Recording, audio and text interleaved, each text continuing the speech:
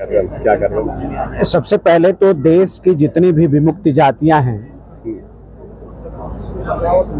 मैं सभी विमुक्ति जातियों के लोगों को विमुक्ति दिवस की ढेर सारी शुभकामना देता हूं, बधाई देता हूं। और मैं समझता हूं कि अब वक्त आ गया है कि विमुक्ति जातियों के दुख तकलीफ को, उनकी समस्याओं को सामने लाया जाए और सारी की सारी विमुक्त जातियां संगठित होकर पहले हम विमुक्ति क्यों हैं इस पर विचार करना चाहिए, खास तौर पर नई पीढ़ी को। और आज का कार्यक्रम जो मऊ जनपद में हमने पूर्वांचल में रखा है, उसके पीछे यही कारण है कि हमारे जो युवा हैं, जो छात्र हैं, हमारी जो आने वाली पीढ़ी है, अभी अपने बहुत ही शानदार इतिहास को कम जानती है।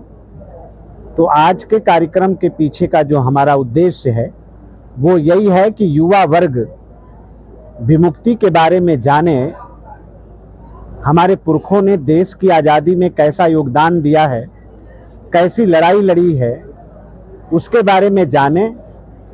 इस बात के लिए और इस उद्देश्य के लिए आज का कार्यक्रम हम लोगों ने पूर्वांचल में करने का फैसला किया है। मऊ जनपद आप जानते हैं कि पूर्वांचल के मध्य में पड़ता है और इस नाते इस स्थान का हम लोगों ने चयन किया। पिछली बार का विमुक्ति दिवस हमने प्रदेश की राजधानी लखनऊ के अंदर हमने मनाया था और इस बार यहाँ मऊ के अंदर हम मना रहे हैं। कितनी जाति शामिल है इसमें? उत्तर प्रदेश के दृष्टि से बात करें तो तकरीबन 26 प्रमुख जातियाँ विमुक्ति जाति के लोग हैं, 26 जातियाँ इसमें शामिल हैं।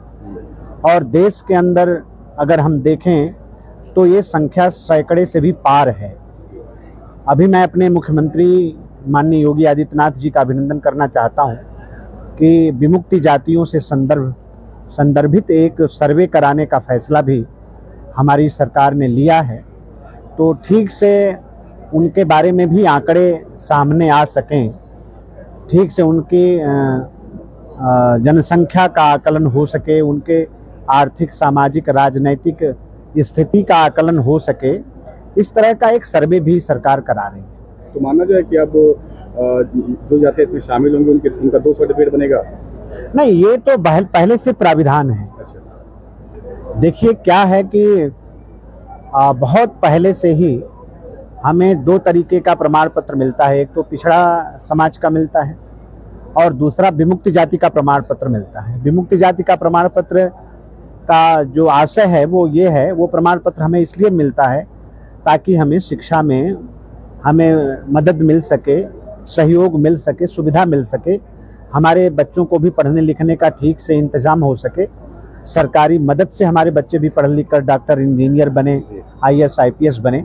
इस बात के लिए विमुक्ति का प्रमाण पत्र मिलता है और बाकी सब सरकार की योजनाओं का लाभ लेने के लिए हमें पिछड़ी जाति का प्रभारी मंत्री जी आप यहाँ के हैं,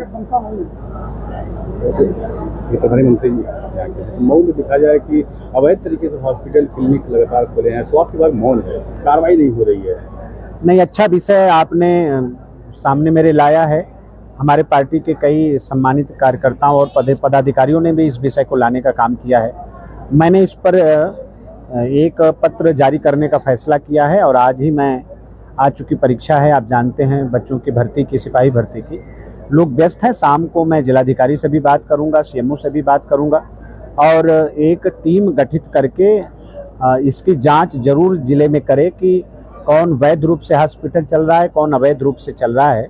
इसके लिए मैं जिलाधिकारी मऊ को निश्चित निर्देशित करूंगा कि एक टीम का गठन कर इस बात को पहले जांच करा लें और जो अवैध रूप से हॉस्पिटल चल रहे हैं उसको तुरंत बंद करने की कार्रवाई, और इसमें कौन लोग कैसे हैं उनके खिलाफ भी कार्रवाई सुनिश्चित करने का हमारा प्रयास है।